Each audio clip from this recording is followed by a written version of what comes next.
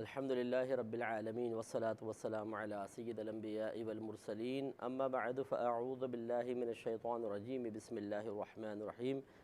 الحمدللہ الحادی پروگرام میں ایک دفعہ پھر آپ کی خدمت میں حضرت موسیٰ علیہ السلام کے ذکر مبارک کے ساتھ حاضری کا شرف حاصل ہو رہا ہے۔ جیسے کہ آپ کو معلوم ہے کہ ہمارے اس پروگرام میں ہم کسی ایک قرآنی موضوع کا انتخاب کرنے کے بعد اس سے متعلقہ آیات کو کچھ تفصیل سے عرض کرنے کی سعادت حاصل کرتے ہیں، جس میں نہ صرف ہم ترجمہ بیان کرتے ہیں بلکہ تفسیر بھی ہوتی ہے،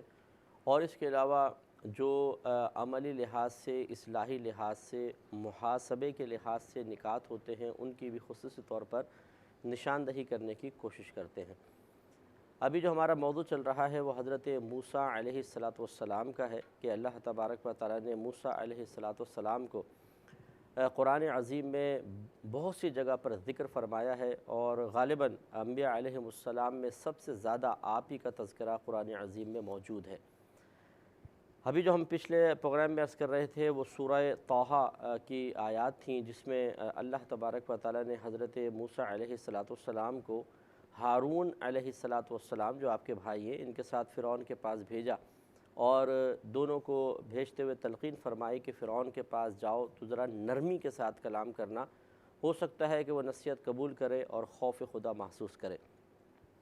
اور یہ چیز اس کے لیے اللہ تبارک و تعالیٰ کی طرف رجوع کا سبب بن جائے۔ اس پہ ہم نے تفصیلی کلام کیا کہ تبلیغ دین کرنے والوں کو کس طریقے سے نرمی کا مظاہرہ کرنا چاہیے اور جذباتیت سے دور رہ کر تبلیغ کرنی چاہیے، ورنہ اگر بالفرض بات میں غصے میں آ جانے کی عادت ہے تو وہ شخص کبھی بھی اچھے انداز سے کسی کے لیے اصلاح کا سبب نہیں بن سکتا، صحیح نصیحت نہیں کر سکتا، بلکہ وہ اپنے آپ کو داغدار کر کے اپنی زبان اور اپنے کلمات کو بے اثر کروا لے گا۔ اور پھر آگے بات چلی تھی کہ جب آپ نے ان کو فرعون کو دعوت دی تو فرعون نے ان کی دعوت کو قبول نہ کیا، اور اس نے جادوگروں کو بلایا، اور پھر باقاعدہ ایک خاص دن مقرر کیا گیا کہ جس میں یہ مقابلہ ہونا تھا۔ تو میں نے آپ کو یہ تمام تقریباً عرض کیا تھا کہ وہ ایک ایسا دن کا انتخاب کیا گیا کہ جس میں تقریباً تمام لوگ وہاں پر میلہ وغیرہ لگتا تھا اس میں جمع ہوتے تھے، اور موسیٰ علیہ السلام نے اس دن کا خاص طور پہ انتخاب اسی لیے کیا تھا تاکہ کثیر لوگ حق کو باطل پر غالب آتا دیکھیں تو ان کے ایمان لانے کا سبب بن جائے۔ اور ایسے ہی ہوا کہ جب آپ نے معجزہ دکھایا کہ جادوگروں نے رسیاں پھینکیں، وہ سب سانپ بن گئی، لیکن موسیٰ علیہ السلام نے اللہ تبارک و تعالیٰ کی عطا فضل و کرم اور حکم سے جب اپنا عصا مبارکہ پھینکا تو وہ بڑا اژدہا بن گیا، اور اس نے سب کے سب سانپوں کو نگل لیا۔ اس پہ بھی میں آپ کو عرض کر چکا ہوں کہ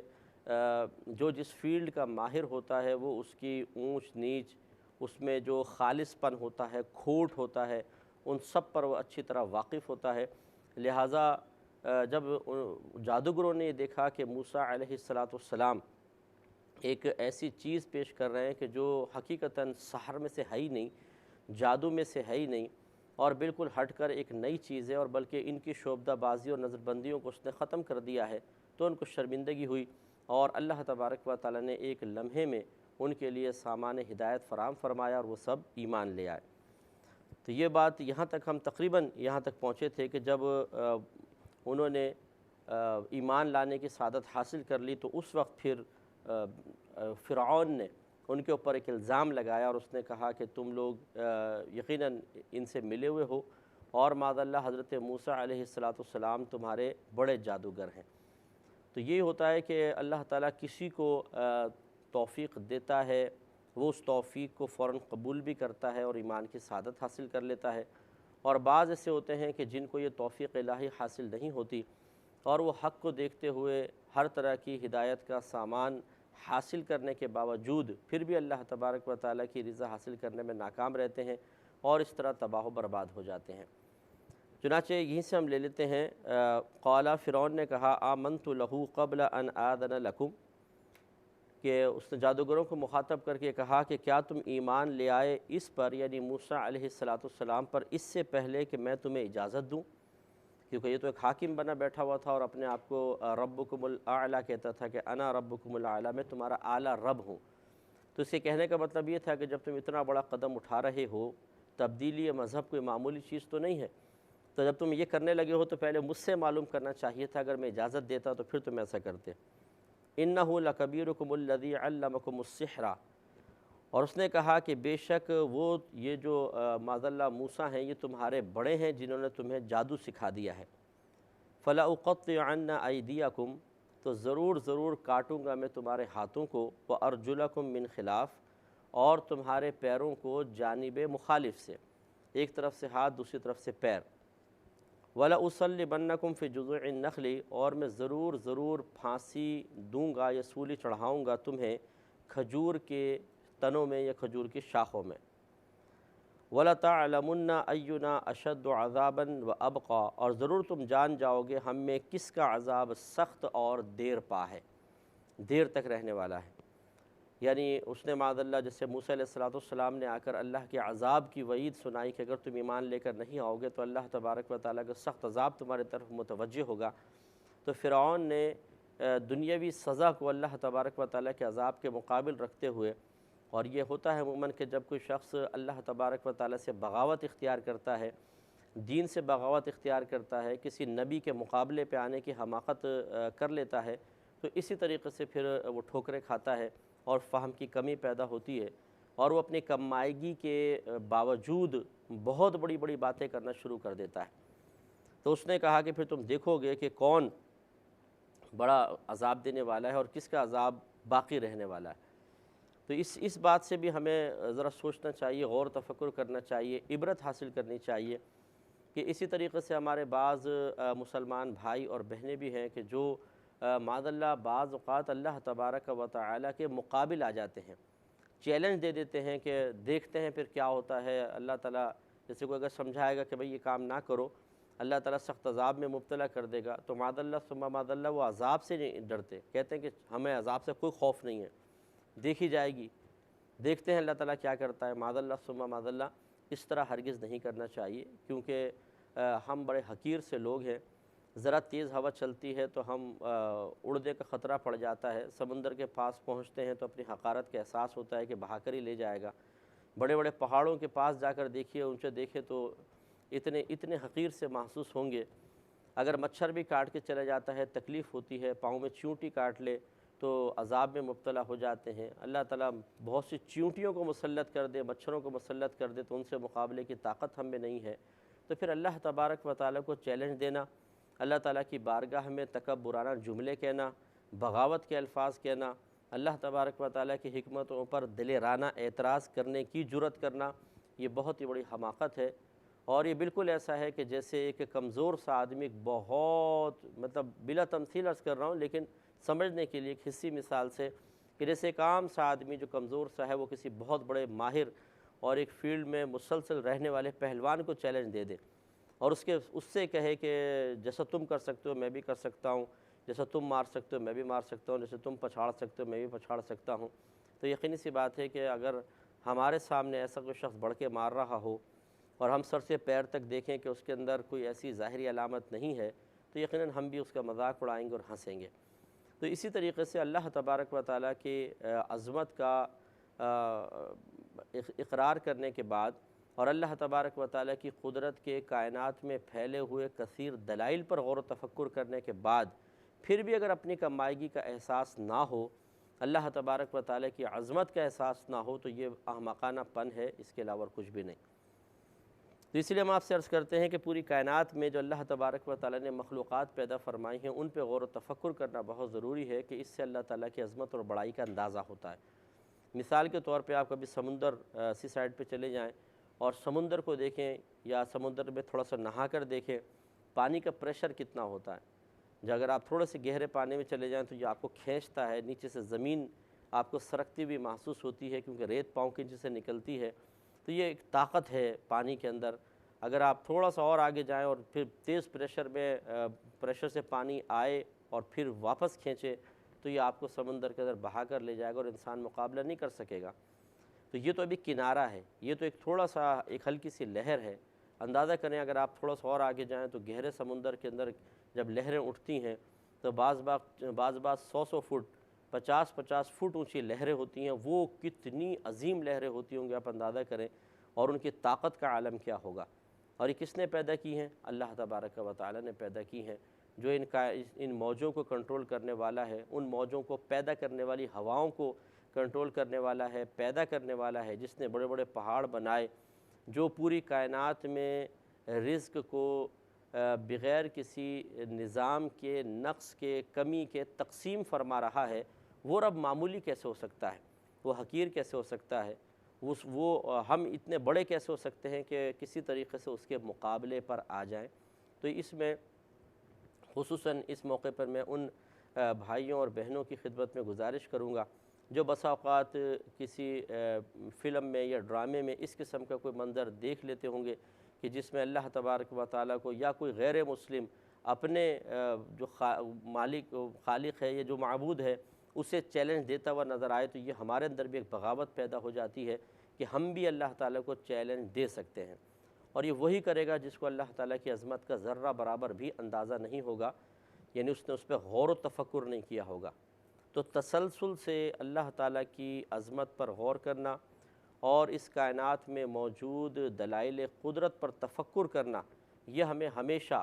اللہ تبارک و تعالیٰ کی بارگاہ میں بدتمیزی سے بچائے گا، زبان دراز کرنے سے روکے گا۔ اسی طرح جو کمی نعمت کے شکوے میں ہم مبتلا ہوتے ہیں، اس بنا پر کہ ہمارے دل کے کسی گوشے میں یہ بدگمانی موجود ہوتی ہے کہ معاذ اللہ شاید اللہ تبارک و تعالیٰ ہمیں بھول گیا ہے، اللہ تعالیٰ کنجوس ہے، اس کے خزانوں میں کمی آ گئی ہے، وہ بھول تو نہیں گیا، وہ جان بوجھ کر ہمیں تکلیف پہنچا رہا ہے، معاذ اللہ یہ جو غلط قسم کے خیالات اور بدگمانیاں ہیں، اگر ہم دلائل پر غور کریں، قدرت کے جو دلائل کائنات میں موجود ہیں ان کے بارے میں سوچتے رہیں، کبھی بھی یہ شکوہ بیدار نہیں ہو سکتا،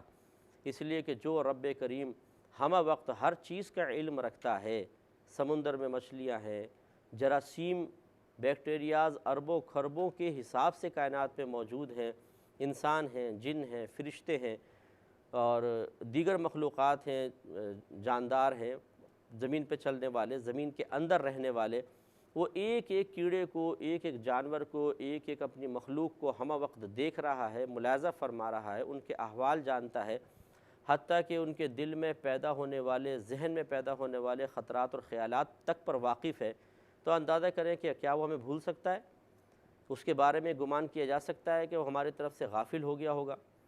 اور جو رب جس کے خزانے اتنے وسیع ہیں کہ وہ اپنے تو اپنے دشمنوں تک کو عطا فرماتا ہے، غیر مسلموں کو جو اس کے وجود کے بعض اوقات منکر ہوتے ہیں یا اس کی ذات کے ساتھ کسی کو شریک ٹھہرا رہے ہوتے ہیں، نافرمانیاں کر رہے ہوتے ہیں، انہیں بھی اللہ تعالیٰ رزق دے رہا ہے، عزت دے رہا ہے، پیسہ دے رہا ہے، ملک عطا فرما رہا ہے، پراپرٹیز دے رہا ہے، یہ سب اللہ تعالیٰ کی کرم نوازیاں جب ان پر جاری ہیں تو خود سوچئے کہ ہم سے تھوڑا سا مال روک کر معاذ اللہ ثم معاذ اللہ، اللہ تعالیٰ کو کیا فائدہ ہوگا؟ اور اسی طریقے سے چونکہ اللہ تعالیٰ کی ذات اثر قبول کرنے سے بے نیاز ہے، اسے کوئی غم محسوس نہیں ہوتا۔ اگر یہ جو حدیث میں ہے کہ اللہ تعالیٰ خوش ہوتا ہے، یہ اس طرح خوش ہونا نہیں ہے کہ جیسے ہم پر طبیعت پہ ایک خوشگوار اثر مرتب ہوتا ہے، کسی شے کا اثر ہم قبول کرتے ہیں، خوشگوار اثر تو ہم اسے خوشی سے تعبیر کر دیتے ہیں۔ اللہ تعالیٰ اس قسم کے کوئی اچھے یا برے، مثبت یا منفی اثرات قبول کرنے سے بالکل پاک و صاف ہے، ورنہ معاذ اللہ اس اثر کو قبول کرنے کے سلسلے میں ضرور اللہ تعالیٰ کا اس چیز کا محتاج ہونا لازم آتا، حالانکہ اللہ تعالیٰ کسی کا محتاج نہیں ہے۔ تو اس لیے یاد رکھیں کہ اللہ تعالیٰ اثر قبول نہیں فرماتا۔ اب خوشی جب اللہ تعالیٰ نسبت کرتے ہیں کہ اللہ تعالیٰ خوش ہوا تو اس کا مطلب ہے انعام دینے کا ارادہ، اور اللہ تعالیٰ غضبناک ہوا تو عذاب دینے کا ارادہ، بس ایسا ہوتا ہے۔ تو یہ نہیں ہے کہ معاذ اللہ ثم معاذ اللہ اگر وہ ہم سے تھوڑا بہت کچھ رزق روک رہا ہے، ہماری روزی روک لی ہے اس نے، تو اس کو کوئی خوشی محسوس ہو رہی ہے، وہ تو اثرات قبول کرنے سے پاک ہے۔ تو نہ وہ بخیل ہے، نہ کنجوس ہے، نہ اس کے خزانوں میں کوئی کمی ہے، نہ وہ بھولتا ہے، نہ اس کی توجہ ہماری طرف سے ہٹتی ہے، نہ ہمیں غم میں مبتلا کر کے وہ کوئی خوشی میں مبتلا ہوتا ہے، تو پھر یہ بدگمانیاں کیوں؟ تو اس کا مطلب یہ پھر آخری بات یہی رہ جاتی ہے کہ ضرور اللہ تبارک و تعالیٰ کی کوئی نہ کوئی حکمت ہوگی، جس حکمت کے پیش نظر اللہ تبارک و تعالیٰ ہمیں ایک نعمت سے محروم کر رہا ہے، اور وہ حکمت مختلف ہو سکتی ہے، اس میں ہمارا فائدہ بھی ہو سکتا ہے۔ مثلا میں نے ایک بانڈ لے کے رکھا ہوا ہے، لگتا نہیں ہے، میں شکوہ کروں گا اللہ تعالیٰ سب کے بانڈ نکل رہے ہیں، میرا بانڈ نہیں نکل رہا، نکل جائے تو میری بھی ساری پریشانیاں دور ہو جائیں، لیکن یہ ہو سکتا ہے کہ علم الہی میں یہ ہو کہ اگر اس کا بانڈ نکلے گا تو اگلے دن ہی گھر پہ بن بلائے مہمان پہنچ جائیں گے، گن پوائنٹ پہ وہ مال چھینیں گے، 10 کو مار کے بھی چلے جائیں گے گھر والوں کو، اس کو بھی زخمی کر جائیں گے، تو اس لیے بانڈ نہیں نکل رہا۔ تو اب مطلب ہم اس چیز کو پر توجہ تو نہیں کرتے کہ ہمیں ان جو غیبی معاملات ہیں، مستقبل میں ہونے والے معاملات ہیں، یہ متوقع معاملات ہیں، بعض اوقات ان پر ہماری توجہ نہیں ہوتی، لیکن علم الہی میں ہوتا ہے۔ تو خلاصہ کلام یہ ہے کہ کبھی تو ہمارا اس میں فائدہ ہوتا ہے، اور کبھی ایسا ہوتا ہے کہ اللہ تعالیٰ بندے کو آزمانا چاہتا ہے، اس کو پرکھنا چاہتا ہے۔ ہم بھی اگر کسی کی اپنا کوئی ایک نوکر رکھتے ہیں، کوئی ماتحت ہوتا ہے، امپلائی ہے، تو ہم اس کو پہلے اس کے کام کو دیکھتے ہیں، اس کو آزماتے ہیں، پھر اسی کو تنخواہ وغیرہ مسلسل مقرر کی جاتی ہے، یا مسلسل مقرر کر دی ہے پھر بھی واچ کرتے ہیں ہمارے معیار پہ پورا اتر رہا ہے کہ نہیں اتر رہا، امتحان کرتے ہیں۔ پھر اگر وہ اترتا ہے تو پھر ٹھیک ہے، پرمنٹ کر دیا اس کو، اور باقاعدہ اسے اپنے ساتھ وابستہ کر کے چلایا۔ اسی طرح کوئی بزنس پارٹنر ہوتا ہے مثال کے طور پر، تو ایک دم بلائنڈ فیتھ تو نہیں کرتے، اندھا اعتماد تو نہیں کیا جاتا، بلکہ تھوڑا سا پرکھا جاتا ہے، تحقیق کی جاتی ہے، معلومات کی جاتی ہے۔ تو خلاصہ کلام یہ ہوا کہ اللہ تعالیٰ جب ہم دنیا کے اندر یہ دیکھتے ہیں کہ تھوڑے سے کسی پر ہم بھروسہ کرتے ہیں، اس کو فائدہ پہنچاتے ہیں، تو مکمل اس کے بارے میں چھان بین، پہچان، اس کا امتحان، اسے آزمائش میں مبتلا کر کے پرکھنا، یہ سب چیزیں چلتی ہیں۔ تو پھر اپنے بارے میں ہمارا کیوں یہ خیال نہیں ہوتا، یہ توجہ اس طرف سے کیوں ہٹ جاتی ہے کہ جب ہم اللہ تبارک و تعالیٰ سے جنت حاصل کرنے کے متمنی ہیں تو بغیر امتحان کے جنت تو نہیں ملے گی، بغیر امتحان کے میدان محشر کی نعمتیں، راحتیں تو نہیں ملیں گی، عزتیں تو نہیں ملیں گی۔ تو اس کے لیے یقینی سی بات ہے کہ اللہ تعالیٰ میں آزمائے گا مختلف طریقے سے۔ خود قرآن میں اس نے اعلان کیا ہے کہ ہم تمہیں آزمائیں گے کچھ جانوں کی کمی سے، مالوں کی کمی سے، اور اولاد کی کمی سے، جس کو اتنے پھلوں کی کمی سے تعبیر فرمایا ہے، کچھ خوف سے، کچھ بھوک سے آزمائے گا۔ تو یہ اللہ تعالیٰ کی آزمائشیں اس لیے ہوتی ہیں کہ وہ اپنے بندے کو پرکھتا ہے، حالانکہ وہ سب جانتا ہے کہ اس کا کتنا معیار ہے کتنا نہیں۔ یہ نہیں ہے کہ اللہ تعالیٰ کو پہلے معلوم نہیں، امتحان اپنی نالج بڑھانے کے لیے نہیں ہوتا ہے، بلکہ ایک قاعدہ ہے، ایک قانون ہے، ایک رول ہے اس کا کہ وہ اپنے بندے کو آزمائش میں مبتلا فرماتا ہے، اور جب بندہ اس آزمائش پہ پورا اتر آتا ہے تو پھر اللہ تعالیٰ اسے انعام کا مستحق بیان فرماتا ہے۔ تو اس لیے یہ بعض اوقات امتحان ہوتا ہے ہمارا، اور اللہ تبارک و تعالیٰ اس امتحان میں پورا اترنے کی صورت میں ہمیں مزید انعامات سے نوازتا ہے۔ تو خلاصہ کلام یہ ہے کہ ان تمام چیزوں پہ غور و تفکر کرنے کے بعد پھر جو بغاوت کے جذبات یا گندے اثرات ہم میں نمودار ہو کر عملی طور پر ہمیں شکوہ شکایت میں یا اللہ تعالیٰ کو معاذ اللہ چیلنج دینے میں مشغول کر دیتے ہیں، انسان اس سے بالکل یکسر محفوظ ہو جاتا ہے۔ تو اگر ہمارے کوئی ایسے بھائی بہن سن رہے ہوں جنہوں نے کبھی غصے میں آ کر، کسی پریشانی میں مبتلا ہو کر، کسی کی بیجا حوصلہ افزائی یا ترغیب کے بنا پر اللہ تعالیٰ کی بارگاہ میں اس طرح کے غلط جملے کہہ دیے ہوں، تو فوراً اللہ کی بارگاہ میں توبہ کریں، احتیاطاً تجدید ایمان کریں، تجدید نکاح کریں، اور اللہ کے مطیع و فرما بردار بندے بن کر اس کی رضا پر راضی رہنے کا ذہن بنائیں۔ قالوا، تو انہوں نے جادوگروں نے کہا کہ لن نؤثرک علی ما جاءنا من البینات، کہ اے فرعون ہم ہرگز تجھے اس چیز پر ترجیح نہیں دیں گے جو ہمارے پاس آ چکیں، یعنی روشن دلیلیں۔ یعنی اب جادوگر ڈٹ گئے، اللہ تبارک و تعالیٰ نے ایمانی لحاظ سے اتنی مضبوطی عطا فرمائی کہ دنیاوی فرعونی عذاب انہیں ہلکا محسوس ہونے لگا، اور اللہ تبارک و تعالیٰ کی طرف سے عطا کیے جانے والے متوقع انعامات بہت بڑے محسوس ہونے لگے۔ اور جب اس طرح ہوتا ہے کہ انسان کے سامنے کوئی بہت بڑا انعام ہو تو پھر وہ وقتی مشقت کو برداشت کر ہی لیتا ہے، اور ہمت پیدا ہو ہی جاتی ہے۔ جیسے دنیا میں آپ دیکھیں کاروباری حضرات، مزدور حضرات اور دیگر بہت سارے شعبوں سے وابستہ لوگ کہ مہینے کے آخر میں یا سال کے آخر میں ملنے والی تنخواہ یا پروفٹ کو پیش نظر رکھتے ہوئے کس قدر ذلتیں، بسا اوقات آزمائشیں، تکلیفیں اور نفسانی خواہشات کی قربانیاں وہ سب برداشت کرتے ہیں، تب کہیں جا کے کوئی نفع ان کو حاصل ہوتا ہے۔ تو اسی طرح ان میں مضبوطی آ گئی۔ انہوں نے کہا کہ جو نشانیاں ہمارے پاس آ گئیں، یعنی موسیٰ علیہ السلام بھی اللہ کی ایک نشانی ہے، ان کے معجزات بھی اللہ کی نشانی ہے، آخرت کے بارے میں خبر دینا یہ بھی ایک اللہ تعالیٰ کی نشانیوں میں سے، تو ہم ہرگز تجھے اس پر ترجیح نہیں دیں گے۔ انشاءاللہ سلسلہ کلام